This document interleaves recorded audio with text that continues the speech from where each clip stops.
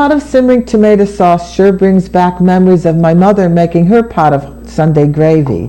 Our immediate and extended family would gather to enjoy each other's company and delight in a wonderful meal and great conversation almost every Sunday. In this episode, I will show you how to convert crushed Roma tomato puree into a delicious tomato sauce that you can then use to make dozens of Italian recipes with. There will be a link below to the episode where we will show you how to take fresh Roma tomatoes and make them into crushed tomato puree. Welcome to my kitchen. Today we're going to be making a pot of homemade gravy, as we call it, a staple for Sunday dinner in an Italian family. So let's get started. For your sauce, you're going to need fresh herbs, and I've chopped up some parsley and some basil. Chopped some garlic, a whole onion chopped. We're going to need four cans of crushed tomato. I like San Marzano, and olive oil and some salt and pepper. So let's get started. We're going to heat the pan up using extra virgin olive oil.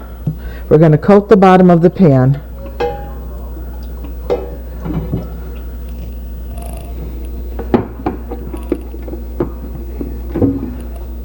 And we're going to include all the ingredients in a file at the end of the video so you can know the exact measurements of everything Beverly is using. Okay, once the pan gets hot, we're going to start with our onions. Again, one whole onion peeled into the pot. We're going to let that become a little bit translucent.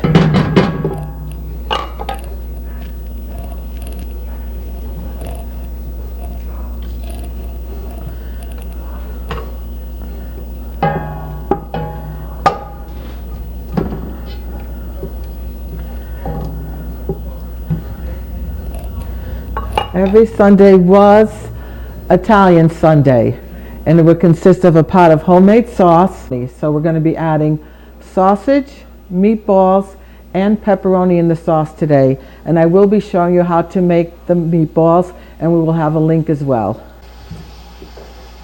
They're starting to become a little bit translucent. We're going to let them go another minute, and then we're going to put the garlic in. All right, I think I'm going to add my garlic now.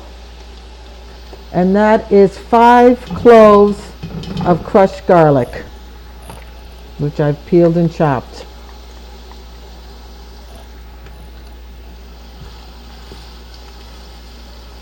We just want to get the garlic heated through. We don't want to burn the garlic.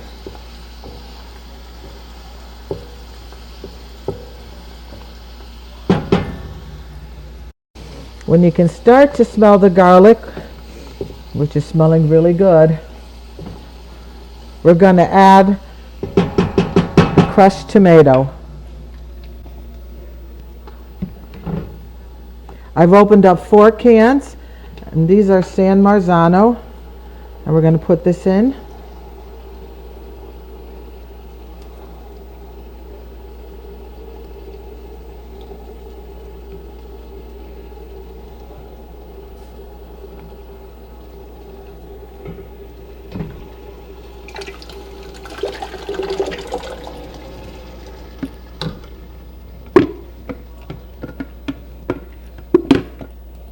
Give it a little stir.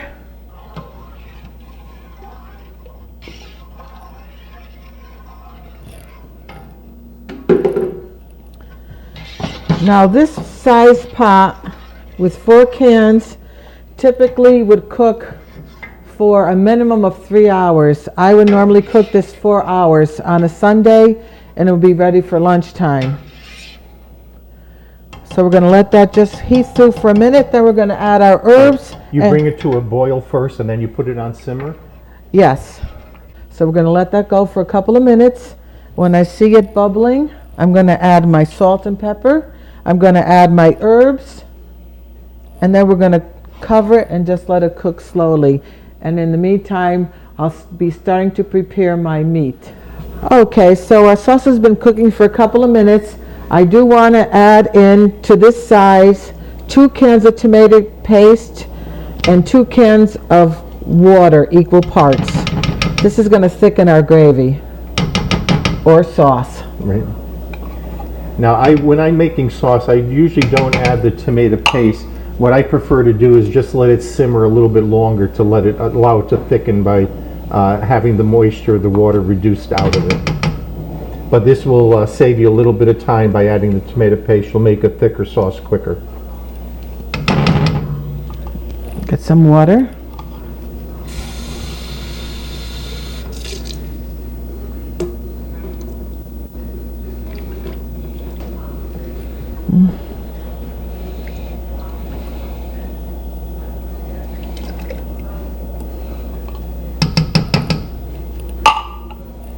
At what point do you add the herbs, Bev? As soon as I start to see it boil, I'm going to add the herbs. And it's almost there. You could actually add them now if you want. And then we're going to put the lid on and just let it simmer. I will add the herbs. And this is about, I'm going to say about half a cup of parsley and about a half a cup of basil chopped. And we're going to put in salt and pepper. This is a 1/4 teaspoon, so we'll start with a teaspoon of salt and a half a teaspoon, heaping teaspoon of pepper, and we could always add as needed. Give it a stir. I can remember our Nonna always had fresh basil and parsley growing. She used to grow it in a shoebox, and it was in a window in the attic, so it was always warm. Even in the winter time, she was able to use fresh parsley and basil.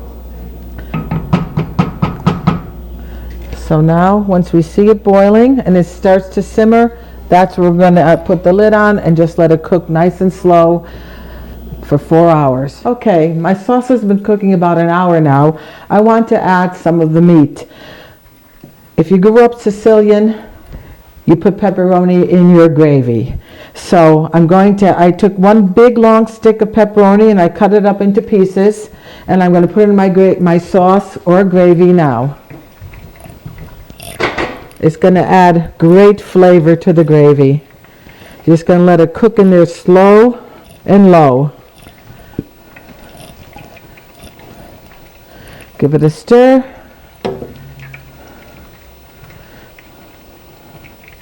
We also like to put sausage in our gravy. We're going to fry up the sausage, add it to the pot, and we're going to add the meatballs we made to the pot as well.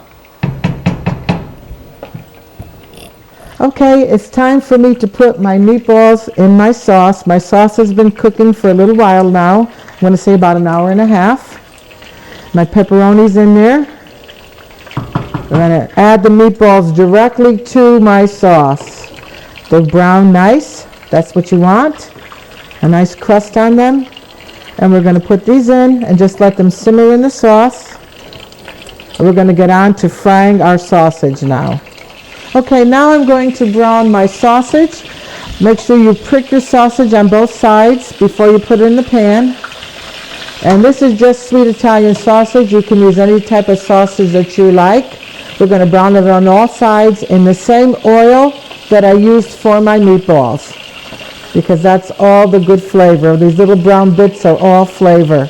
Okay, it's time to turn our sausage over when it has a nice browning on it. And when that is done, it's going to go right into the sauce with our pepperoni and our meatballs. And like the meatballs, these are not cooked through and through. They're just brown. Correct. And they'll finish cooking in the sauce. Yes. Okay, our sausage has browned on all sides. We're going to add it to our simmering sauce, which has our meatballs and our pepperoni. Right into the gravy. Okay, now the sauce is ready to just simmer, and then we'll be ready to eat. How much longer will those need to cook in the sauce before we can eat? Well, this would be about I'd let this cook for another hour or so. And all total, once your meat is in and your sauce is on, for a pot this size, I would estimate it between 3 and 4 hours of simmering time to cook. Okay, now we're going to take a look at our finished product. Has been simmering for 4 hours. And today I cooked my gravy with pepperoni, sausage, and meatballs, but you can add any type of meat that you like. My Nonna used beef, she used pork, she used spare ribs, she used chicken, she even put hard-boiled eggs in her gravy. And seafood. And seafood as well. So now the best part is the taste test. We'll give you a little piece. Steve will be our guinea pig today. I'll give him a piece of the sausage. I'll give him a piece of the pepperoni. And I'll give him a meatball.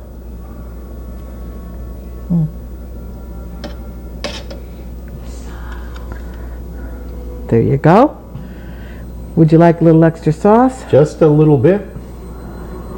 And some sprinkling of Parmesan. Oh, that looks wonderful. There you go. Now this is definitely my favorite part of the whole day, the taste test. Oh, it's extraordinarily tender.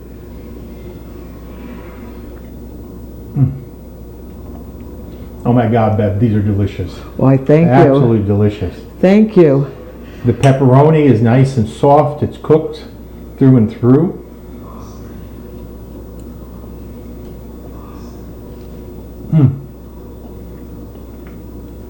It's just a little bit of a kick because of the pepper in it. And the same thing, the sausage is really fork tender.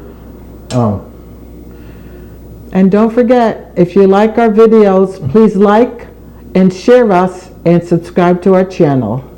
Thank you. Buon appetito. And there you have it, my version of gravy or sauce Sunday meal cooked with love.